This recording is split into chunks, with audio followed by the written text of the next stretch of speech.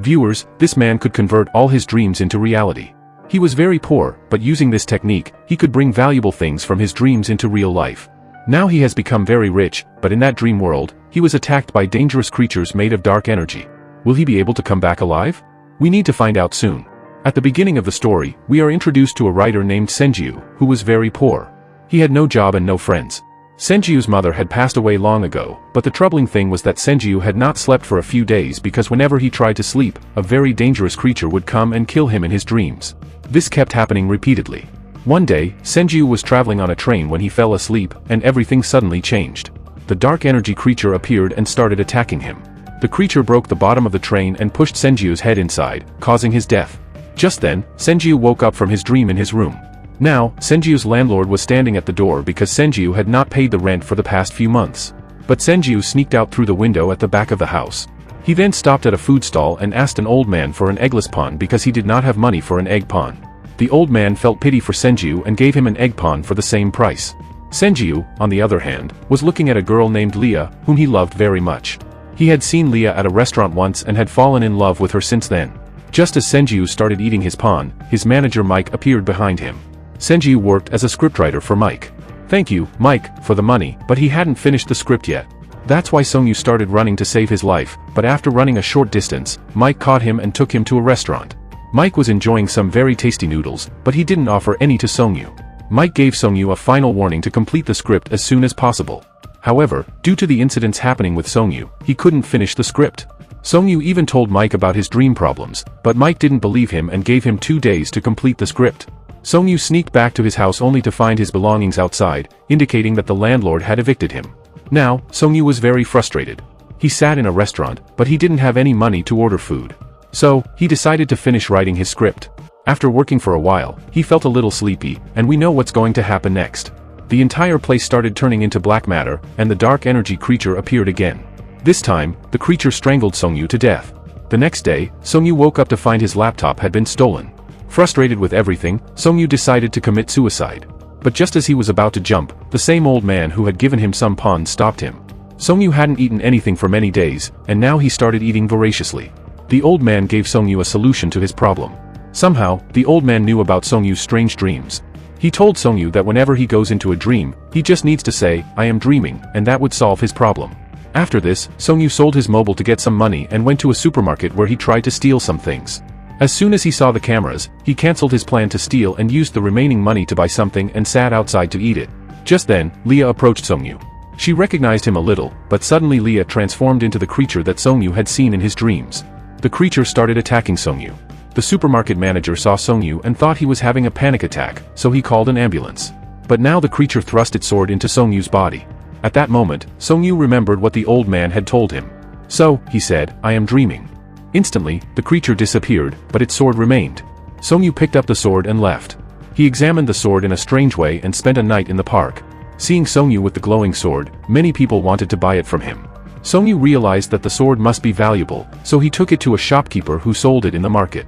With the money, Songyu started living a lavish lifestyle. He bought a nice laptop for himself, ate at fancy restaurants, and stayed in hotels. His personality changed overnight, but he needed more money. So, he went back to sleep in his hotel room. After that, his room started changing again. When he stepped out of his room, the creature attacked him again. This time, the creature had an axe in its hand, causing significant damage to Songyu.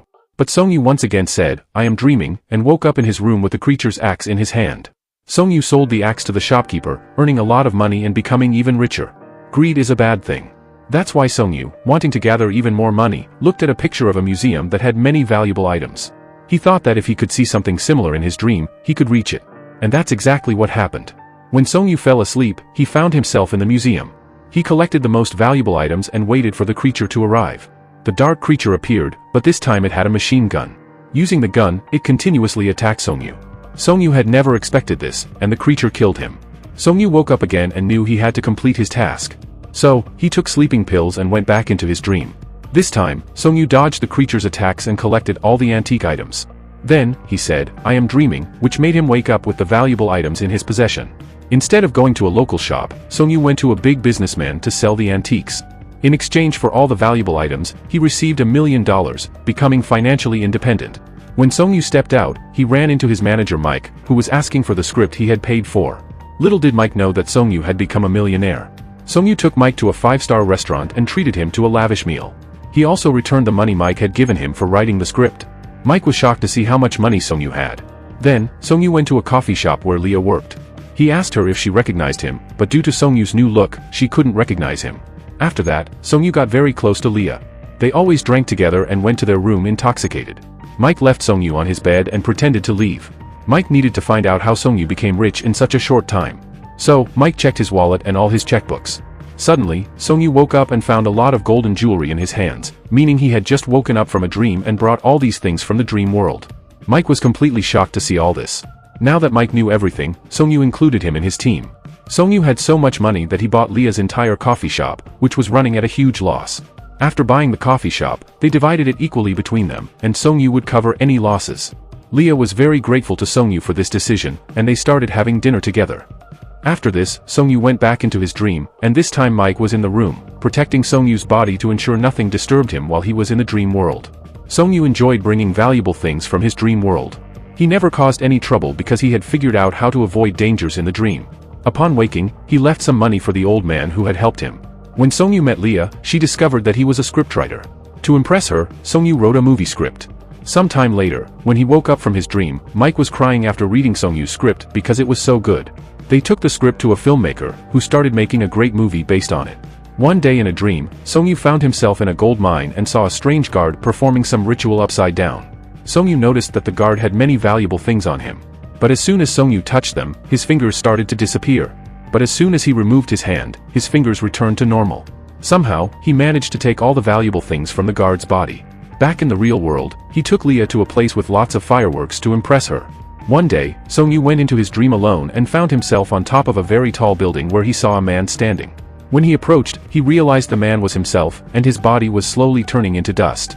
Song-yu was terrified and woke up from his dream, but this time he had strange, painful marks on his body. To find out about these marks, Song-yu decided to visit the old man, but on the way, he was kidnapped by some people. When he opened his eyes, he saw criminals around him. Their boss, Denver, had been watching Song-yu for days and now demanded a large ransom from him, threatening to kill him otherwise. When Mike brought the money for Song-yu, the goons knocked Mike unconscious and brought him to the same room where Song-yu had a collection of valuable items. When Leah came to meet Song-yu in his room, the goons captured her and brought her to Song-yu as well. But Leah started fighting them, and Song-yu also began attacking the goons. The three of them managed to escape, but Mike was too injured to run. He urged Song-yu and Leah to leave while he tried to hold off the goons. Despite his efforts, the goons killed Mike. Meanwhile, Song-yu and Leah continued fighting a criminal, who severely beat them. Song-yu was now completely injured, but then he had some dreams in which he reached an old ruin, and his whole body was turning into dust. When he went a bit deeper into the place, he saw in a mirror that the ambulance had taken him for treatment after the creature attacked him in the supermarket. Song-yu couldn't understand anything and thought he was still in a dream. So, he said, "I am dreaming," but nothing happened. Blood started pouring out of his body, and he got so angry that he transformed into a huge creature with a magical sword. Using this sword, Song-yu started breaking the mirror, and then he found himself in the room where the goons had kept him captive. Song-yu, fully transformed into a creature, began killing all the goons one by one and eventually reached his own body. But then he ended up killing himself, causing all the valuable things he had brought from his dreams to disappear. He woke up in the supermarket when Leah came to meet him. It turned out that Song-yu had been dreaming the entire time and everything that happened to him was just a dream. This meant that Song-yu had never become rich. Leah gave Song-yu some food and let him work at her cafe for a while. Song-yu was shocked to realize everything he experienced was a dream, but it turned out for the best. He became more serious about his life and put his heart into whatever he did. And with this, our story ends here.